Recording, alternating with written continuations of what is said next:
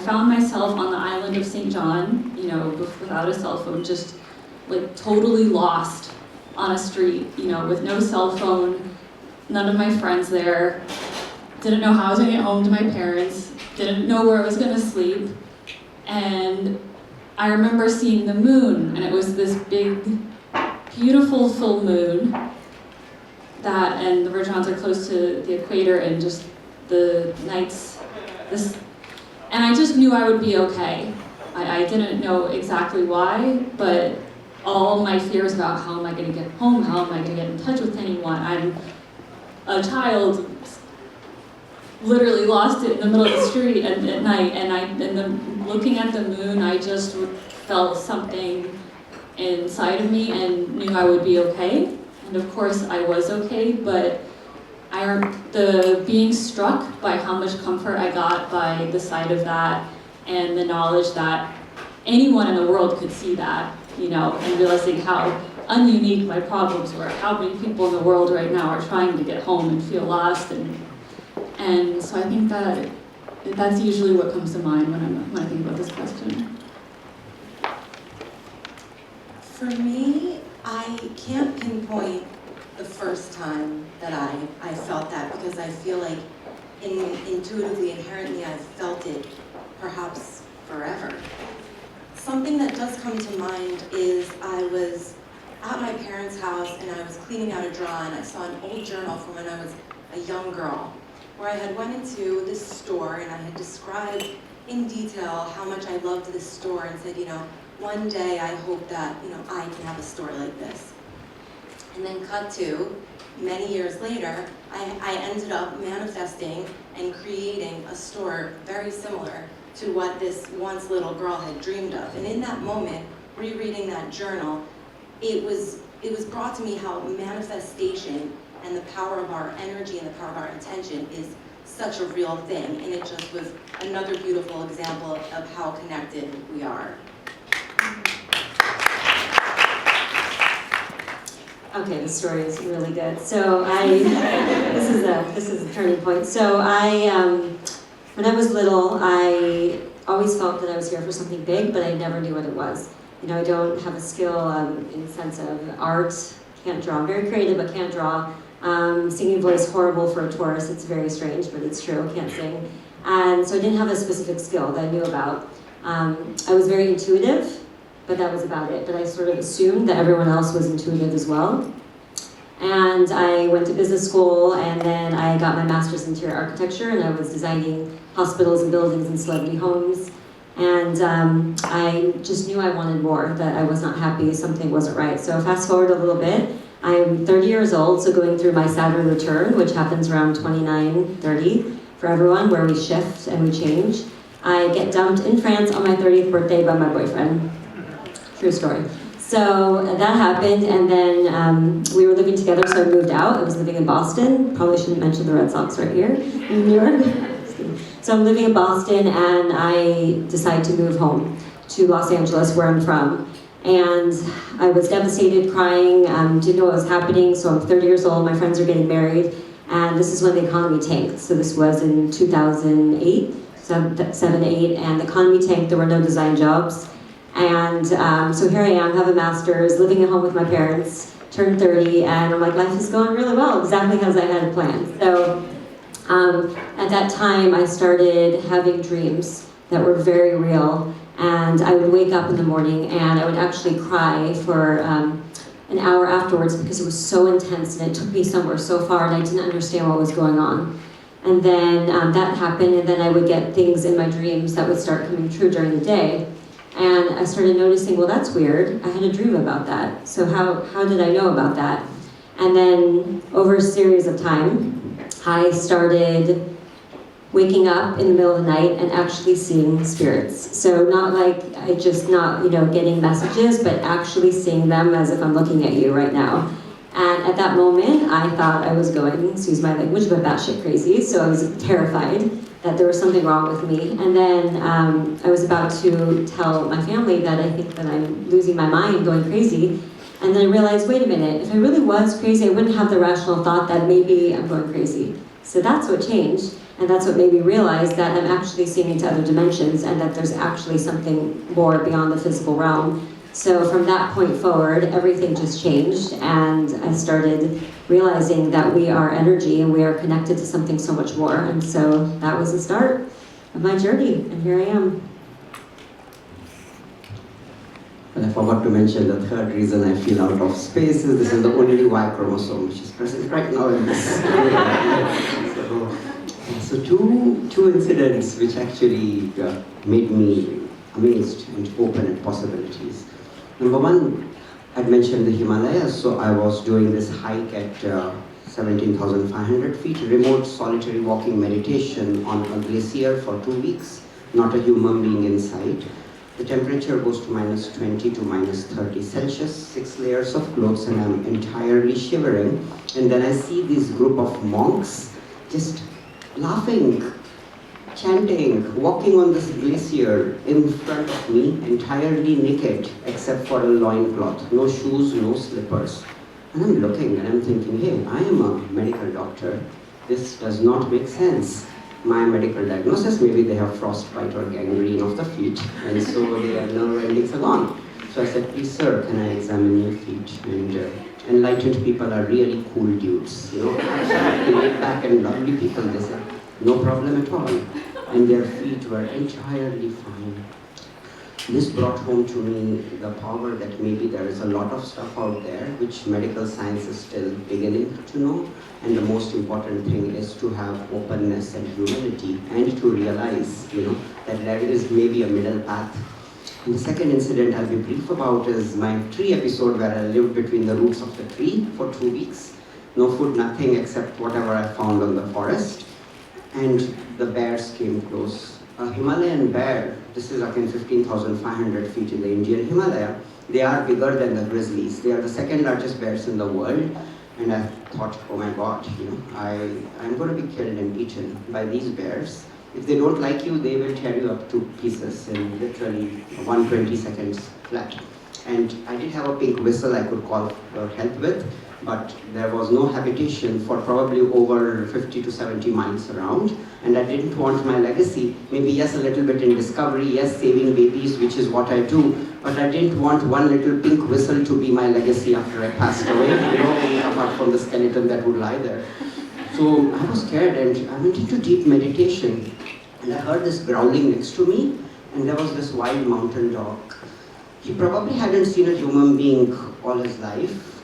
They are closer to the wolf family, the lupus family, than the canis family, the mountain dogs. And I thought, well, I would be killed by this dog. So I don't know how I mustered up the courage in my meditation under the tree. My hand went on his shoulder, and I could feel him entirely relax and surrender.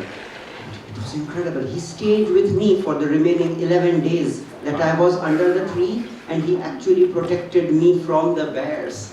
We used to sit by the fire at night, and it was incredible to just have him give me company. And this is for the first time I realized that love and compassion is not restricted to human beings, not to our prefrontal cortex, which does the thinking. Maybe at a subliminal level, it percolates out to probably every living organism onto this earth. And that was my second incredible revelation. Thank you.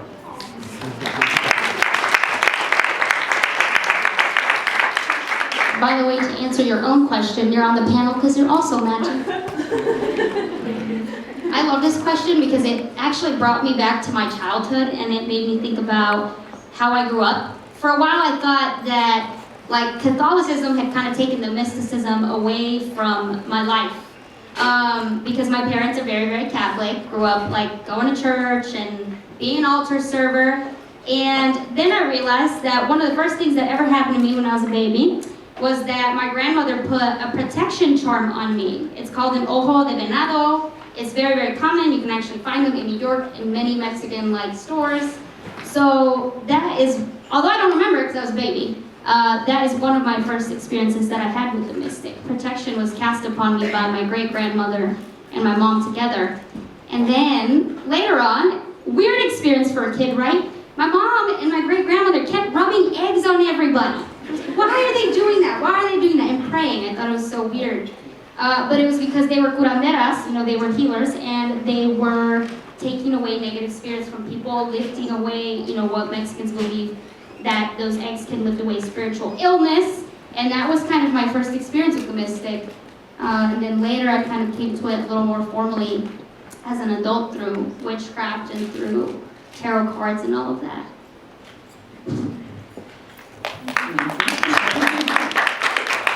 So, kind of piggybacking off of the last panel about conscious capitalism, which again kind of is like an oxymoron in so many ways. You can think about like the law of attraction, right? And how our thoughts create our reality.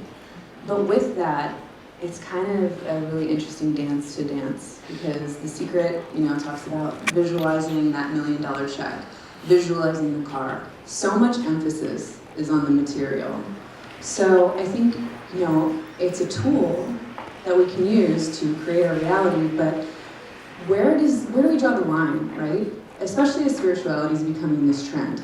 It's becoming this thing that we wear, it's something that we appropriate, it's like a label. When do those powers actually serve something good? Not something to become this spiritually elite, spiritual materialist. I'd love to hear your thoughts, so whoever would like to go, I encourage you to pick up the mic and kind of chime in. I have an opinion on this, and I'm not sure if everyone shares, but I think you need to support and buy products from legit witches. And I don't think there's anything wrong with them making money off of that, because, for instance, two people I very respect very much, Brie Luna of the Hood Witch and Witch Baby Soap, who makes these amazing, amazing bath products, are both created by these magical, magical women who really know what they're doing. And I know they've both gotten a lot of shit for but you're selling this, you're profiting off the magic. It's like, so what are you going to do? Are you not going to buy these ethically sourced crystals from Brie, who is as legit as it gets, or are you going to get them from Urban Outfitters, who is owned by a conservative overlord? So I think you should do your research, but I actually am very strongly in favor of supporting companies owned by practicing witches, because right now everyone's selling it. So, you might as well support the people who know what they're doing and aren't owned by evil overlords.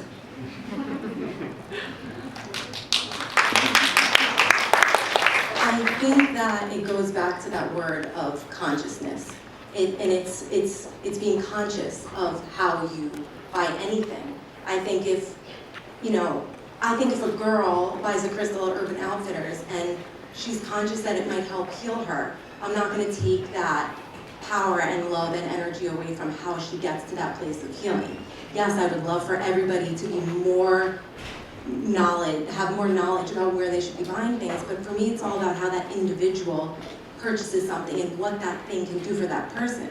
For me personally on my journey, I for the past year tried to sell everything I owned, not wear makeup, pretty much go full spiritual, and I woke up one day and realized for me that didn't serve my higher purpose. I like vintage things, I like things that make me feel connected to the earth and how I feel spiritual. So I think it's for each individual, it's really what gets you to that place of feeling good and buying things with the right intent. I agree with what both of you said. It was really beautiful.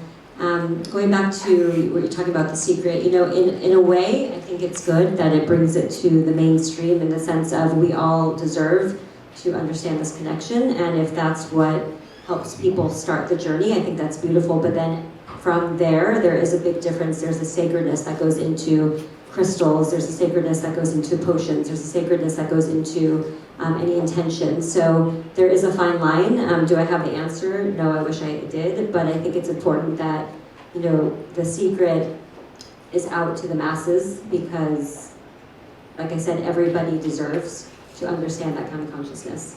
Everyone deserves that, so it's a split. Talking of The Secret, the whole documentary did not make any sense to me, as I was trying to find the science behind it as to why these things happen. And then I came across a book written by my good friend, his name is Dawson Church. It is called Mind to Matter, where the thoughts that we actually have really have a capability of manifesting, which is very interesting. I mean, there is no dogma here. The coolest thing I find is this happens when you take your attention away from the superficial material things out there. They really are impermanent. This is also Buddhism 101, where, the Buddha said we have so much unhappiness. See, the Buddhism as a religion, I'm not Buddhist, but as a volunteer art guide at the Rubin Museum, I had to study a lot of Buddhism, and it was exciting. That's where I met Jennifer for the first time, introduced by Jim Clark, who's sitting there. Is the moment, it's so incredible, the moment you give your purpose to something that you are passionate about, that you absolutely outrageously love with all your enthusiasm, you really don't even need to have the purpose except the purpose that you're following your heart. Just flip the paradigm. I don't think the Buddha used these words, but that's the principle. Is the only strong energy is that of compassion and love. Everything else is impermanent. The moment you focus on something through a company, through, like, we had incredible people, Chandni, yourself, and all of you out here, who are dedicating what you're doing to a higher cause. And I found that if you are able to do that, shift your motive inward rather than outward, the universe plays magic on you, release your attachment to these things, because your fame is going to rise and fall down, money is going to rise and fall down, your beauty is going to go one day. It's all impermanent. If your joy rests on that, your happiness is going to do the same thing. Go into your heart, follow what you're doing with outrageous love, outrageous happiness, and do it for a higher purpose, whatever you're doing. And watch the magic of the universe happen. You really do not have to chase any of these things. It automatically manifests to you. And later, if the opportunity arises, I can talk of the molecular biology behind it. I was in a human genome project, and I was looking for these answers, but that's my take on this.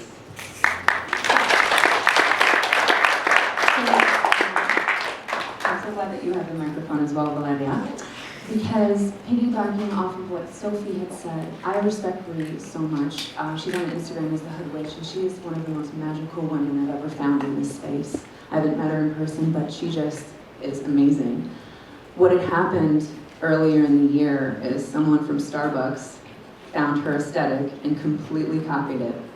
And it was disgusting.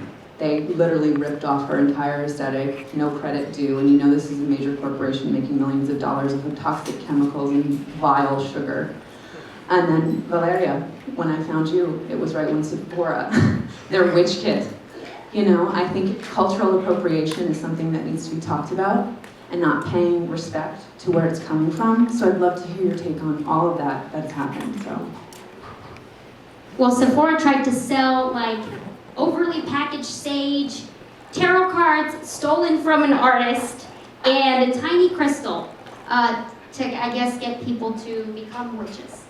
And mostly what I have to say about that is that, sage is an endangered species, and so we're actually supposed to be become a little more conscious of how we consume it, because it is going to at some point be extinct if we keep harvesting it. And it's also a plant that's very sacred to indigenous folks all over the world.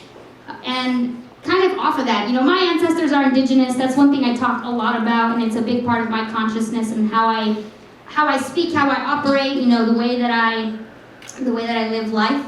And that's one thing in terms of appropriation that I really like to talk about, is that it's going to be really hard for everybody to stop appropriating or using products that are indigenous or Asian or of people of other cultures. You can't go into everyone's house and just take all their stuff out and expect that to work. To me, the real conversation should be about the consciousness and the movement that we built around the real Native American communities, the real communities that are oppressed in our country.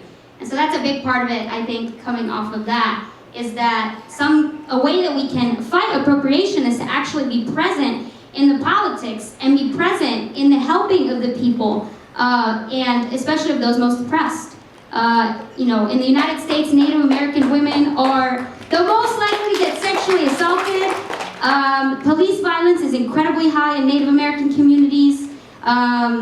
And as we know, America is very unfriendly to Black folks and very, very unfriendly to immigrant folks, Latinx people, Latinos. And so to all of us in here, I really, I hope that this kind of like inspires you to do more research about if you're really attracted to a Native American practice, or you're really attracted to an African practice, and you invite it into your spiritual life, don't just take it and use it for you, but think about where it came from. Think about its roots.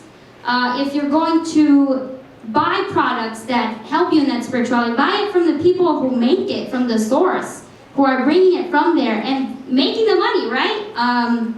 To me, a lot of this is about redistribution of wealth too. So piggybacking off of you, I think it's beautiful because Brie Luna's a black woman, and you know what? I want more black women billionaires and millionaires, and I want more Latinas to be billionaires and millionaires. And so just because of that, I'm happy that spirituality is leading, and witchcraft is leading people into those roles and putting them in the spotlight. Beautifully put.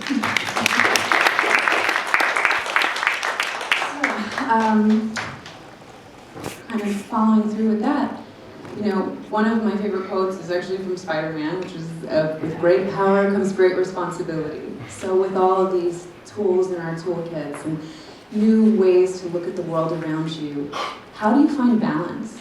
How do you apply mystical practice in a practical way where, you're taking something that's esoteric and sacred and using it to, make the world a better place? So where do you find balance with it all?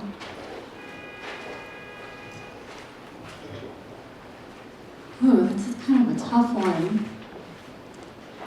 I guess the way I interpret this is I do magic for my own gain, whether that's to make more money or attract wealth, but there also is this need, especially now, to do magic for the greater good. And I think sometimes you can get stuck between wondering what the greater good is and your own ego.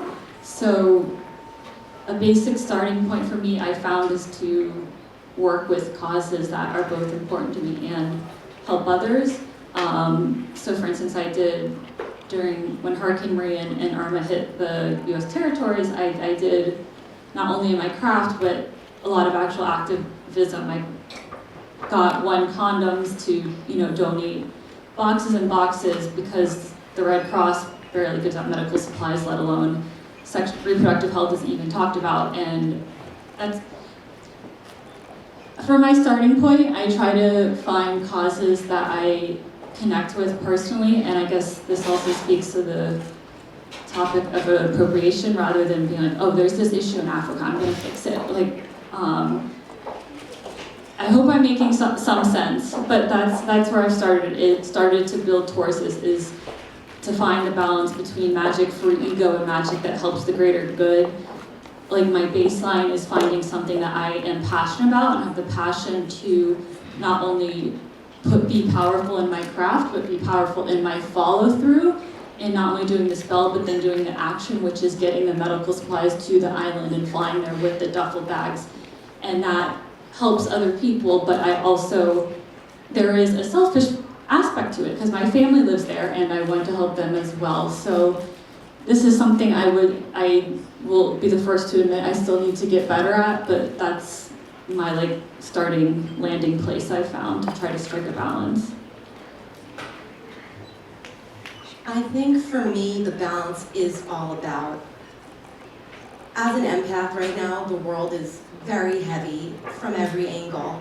And it's very angry. You go on Facebook and people are just very angry. Everything is just anger and a lot of hate. So for me, the balance comes from every single thing that I do, from, a drawing to designing a garment to a business plan to my own spiritual practice. I inject love into everything that I try to touch, to try to put that loving energy out into this world that needs that so much to balance out where we are.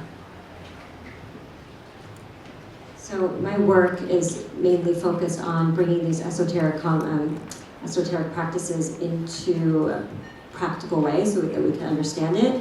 And so the easiest and the quickest way to bring balance in everyone's life is by, if everyone right now put their hand on their heart, you are connected to your truth. This is your body. So we are cosmic beings. We are cosmic bodies. So by being in our body right now, by grounding and just having your hand on your heart, you are bringing these concepts. So you're all channeling right now, you're all getting information, so you're bringing it down into your body. So about the balance, it's really important that it's not about just channeling and getting this information and staying up here on the cloud. We all came here on Earth for a reason, and we're in these bodies for a reason. Every single person chose their vessel that's here. So it's about being in our body and grounding down, and that's why, again, I'm very logical, but I also work with the mystical. So we do that by balancing, by being present in our heart, in our body, and not leaving it. This was an incredibly tricky situation for me because I saw all of these cool things that meditation does to the brain, and I needed to get it into the medical community. The incredible thing is if you move from the familiar to the unfamiliar, it becomes a little bit easier. Like for example, when you meditate, you can almost become telepathic. And this is not from me, this is from J. Krishnamurti, one of the greatest philosophers I think who ever lived.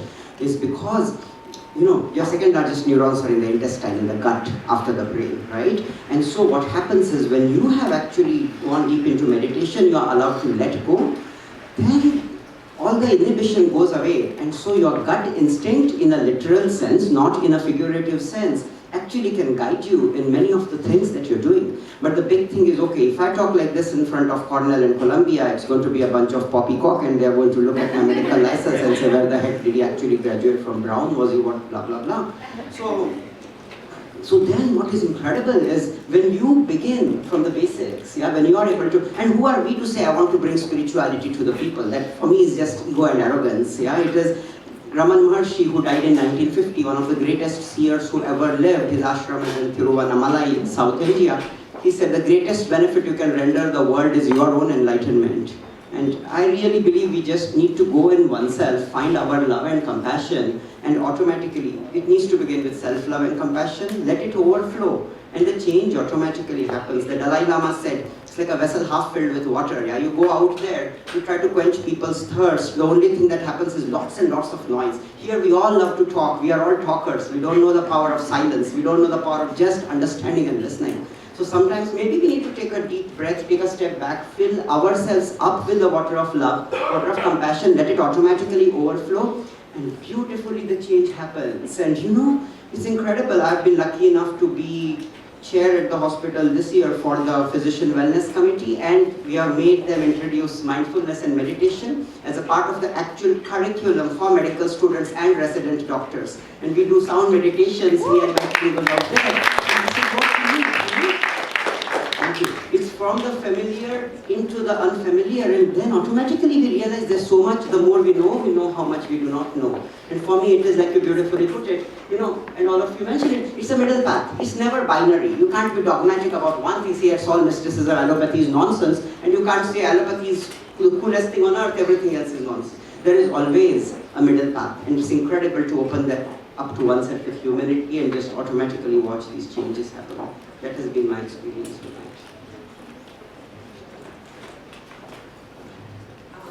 So I'm actually reminded of Aleister Crowley is a very misunderstood man, a very polarizing character. You either love him or hate him. He was actually one of my initiators into magic. My grandmother followed him. She was an interesting character as well. But basically, he had defined magic as the art and science of causing change in conform with will. And Nitin, why I had actually asked you on the panel was because of your TED Talks about your hero, Baby Bruce, and how will can actually change reality. And, this is the paradox, right? Like, we are individuals, but we are all connected. There is this lens of separation, but the reality is that we're all connected to one another. So I think that magical practice and using your willpower to create change is so important. And Nitin, if you could please share the story briefly about Baby Bruce and what had happened. I think that this is probably the most incredible example of magic in action in a non-esoteric sense. When Jennifer, many years ago, I think it was, interviewed me for this one, I said, do not use the word magic, the medical community is going to read it and it will take the credibility away from it. And absolutely, I totally agree. I mean, these are all labels. The less we know about something, the more we want compartments, the more we want labels, the more we want to understand and be understood, and so be it, and it is our interpretation of these labels, which is what really matters. But this was talking about love and compassion, and she talks about baby Bruce, which was the first TED talk that I gave, which is Ink Talks, which is an all-women run organization of TED, which goes to developing countries, empowers these poor little girls who, they are in their teenage and early adults, they don't know where their next bread is coming from. So the CEO of Ink Talks, it says Ink in association with TED, is Lakshmi Praturi. She studied with Chris Anderson, the founder of TED. Lakshmi is a good friend of mine. She said, I'm not going to take TED out to this elite community, ideas worth spreading from California out. I'm going to go to every developing country, empower these girls who don't know where their next food is coming from, teach them how to run a TED talk, teach them mathematics, teach them technology, teach them art, and they run the TED. So this is all girl run organization of TED, and they go back to the community and empower the others. So it was a great privilege for me to speak at Ink Talks as my first of the 3 TED Talks. And it was interesting because this is the story of baby Bruce, he was premature and he had a condition called necrotizing enterocolitis. This is a devastating condition in a premature baby, which often results in death. What happens is, the baby seems to recover, doing fine, is almost on the way to going home, and suddenly the intestinal blood supply entirely stops, because the intestine realizes, whoops, we are supposed to be in the womb, we are out there now. And this can entirely devastate everything out there. So with baby Bruce, the same thing happened. We opened him, went to the operating room, opened him up, and everything was a floating mess in there. Every bit of the bowel had gone away. There was nothing. And we got him back to the intensive care unit. I'm not understating science and technology, because he was on the ventilator, he did get life-saving medications. Having said that, the medical possibility that Bruce would live was less than infinitesimal. Then we had the mom come, cuddle. She was an incredible mother. Oh my God, every one of her waking hours, this mom used to go cuddle this baby, just be with him. And when she couldn't come, we had our incredible baby cuddlers at our hospital come and do it. 6 weeks later, this baby smiled, and babies can't fake a smile. If a little baby is smiling at you, it comes from the heart. We thought, maybe something really true is happening inside. So we opened him up. Every bit of his intestine, the vast majority of it had joined back.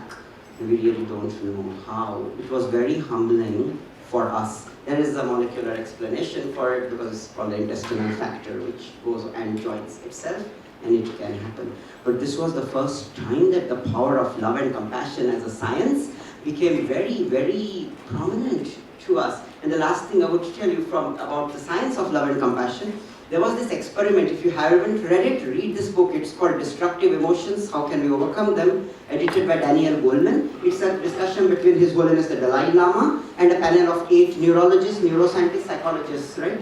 And in this, it's incredible. There's this monk is sitting there. He's having functional MRI scans on his brain. And there is this angry professor from Harvard facing him. He's also having fMRI scans. When you have an fMRI, you can look at the emotions flash out, And the monk, they don't name him in the book, but because I know him personally and I know he's admitted, it is Matthew Ricard, who used to be the principal secretary to the Dalai Lama, and who wrote a book called Happiness. He's known as the happiest monk, happiest person on earth, So Matthew is this professor is cursing Matthew, right? Cursing this monk and saying, you guys, this is all woo-woo. You guys are like, you go on Wall Street, conscious capitalism, what we spoke about, try to do this out there, you will be eaten alive by the sharks, What the heck are you talking about? Misleading people with love, compassion. And so the professor's anger neurons are flashing out, right? This monk is looking at him serenely, and all his love centers are literally going. They are not talking, they cannot touch each other. This professor would certainly have punched the monk.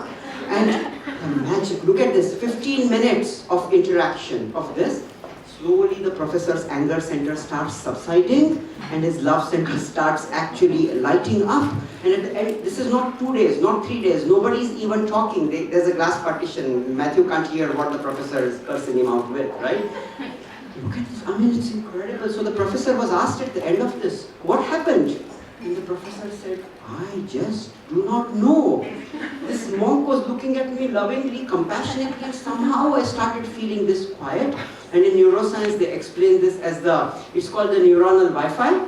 So if you really have love and compassion, it starts spreading without even the conscious intention. Try it. Be genuinely loving and see the others around you change. The neurons start mirroring your love, and this love trumps hatred, no pun intended. It trumps, totally trumps capitalism, trumps like self-worth. If you have love, that really is the strongest energy that makes the world go round. It makes us loving and compassionate when we are with each other, and it has the power to heal little babies. Thank you. And, Aleister Crowley described it as like, your ability to make something happen with your will. Well, that's all rooted in who you are. You are magic. You are power. And that's what I think magic to me is. It's actually, oh my God, I'm going to quote Harry Potter. It's actually, no, this is not Harry Potter. This is Halloween Town. Magic is really quite simple. All you gotta do is want something and then let yourself have it. And to me, it's also about creating confidence and reactions within your body that make you feel powerful. And so magic and witchcraft don't have to be complicated. They don't have to be these things that are unapproachable. I believe that everybody can do it, and you can be taught to do it. And so I encourage everyone to kind of examine, their own beliefs and their misconceptions about witches, about, witchcraft and what we do, and to learn and look to people who are real life witches. Some of us on this panel, I don't know if you identify as a witch, but there's a lot of really amazing people out there, putting this knowledge out, and even new knowledge, because we can't know everything. And just remember that, that third eye, that cosmic center, that's the root of your magic. Anything you can see, you can make happen. And once you start to practice, you're going to see that it's really, really real. And then you're going to be like, I can't believe I didn't believe in this. What the heck was I doing before I did magic? So yeah, I really encourage everybody to ask questions, talk to a witch, get a reading if you're interested. And it's a really lovely thing to add to your spirituality if you don't already do it.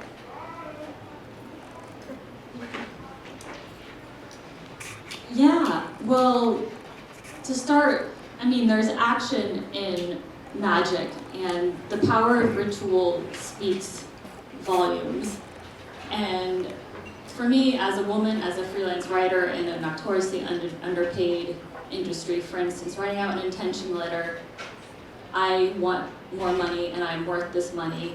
I do a lot of candle magic, which involves using candles, often carving sigils into them, taking time to create a beautiful green money candle with a sigil. That while I like to put Rihanna, bitch better have my money on while I'm doing this, and after that ritual, I'm like, yeah, no, you deserve $1,000 for that article, not $350. You're gonna spend a week writing it. Or when I mentioned the Virgin Islands, I can sit there and do a spell, and for me, that will help me realize, yeah, this is really messed up. I'm gonna talk to some healthcare companies. I'm gonna use my connections and my privilege to actually do something and get on a plane and fly down to these islands, what no one else is giving them, whose job it is to give them, but they're not, because we all know this world is not a fair and equal place. So I believe that whether you believe through ritual there is great power in understanding your own power, and when you understand your own power, you tend to not only get paid more, but be more secure, which leads to being kinder to others. And my final answer on the subject is that, frankly, I just really don't care what other people think at this point. For me, astrology and my magical practice gives me great joy, and we are definitely living in dark times now. If as a sexual assault survivor, now my job is to watch the Brett Kavanaugh hearings all week long and then write about that and keep it together, and knowing how much pain I'm in as a white woman, watching what my Arab friends are going through, what my Black friends are going through, I think if I'm in pain and astrology and a magical practice makes me happier, that's all I need.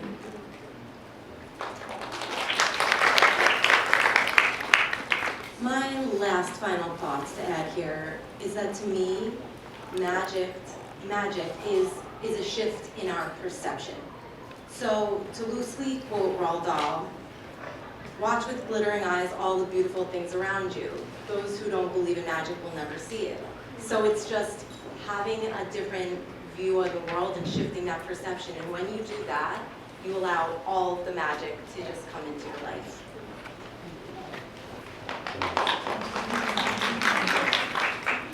My wisdom that I could offer this evening is to remember that everything is temporary.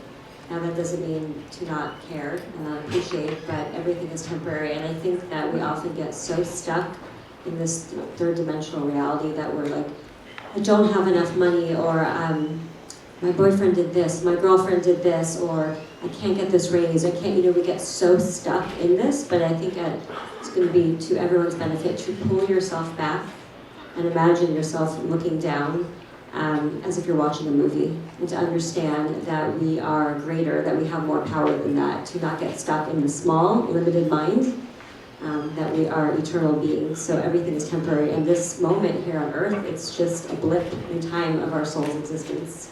So enjoy it, but let's not take it too seriously, but to enjoy it and have fun and make positive changes in the world. I'll do this in 90 seconds because I know we're running short. As a neonatologist, for me, the clock is ticking on the Apgar score and I'm watching, so I will do this time. I don't consider myself wise enough to offer any wisdom, but I can definitely say from my experience, never underestimate the power of love. These are very trying times. They are like the point we mentioned and what we spoke about. It's really easy to lose our love, really easy to lose our compassion and become very bitter. This is where I would love to talk very briefly about Viktor Frankl, who was actually in one of the Nazi concentration camps. Every one of his family members, his wife was killed, his parents were killed, his kids were killed. He was the only survivor. And when Viktor was asked, and he was a psychiatrist who was jailed by the Nazis, I think it was in Bergen-Belsen concentration camp, but when he was asked, how did you survive? What happened? What did you do? And he said, between every stimulus that you get and between the response that you give, there is a gap. In this gap, how we respond determines our growth, our happiness, and our internal stability and peace. And if this response comes out of understanding and compassion, this does not mean we should not fight for what is right. It's extremely important to go there and fight your fight. But if you do that with true compassion in you, true love in you, we cannot control our environment, cannot control our surroundings. The one thing which is 100% under our control is our reaction, our response to that. And if this response comes out of love and compassion, I believe that magic will happen. Even I am using this word because of Jennifer, but I really believe that magic will happen in this world.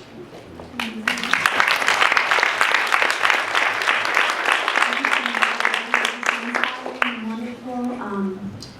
I thank you all for being here and for sharing your perspectives. So, really, thank you.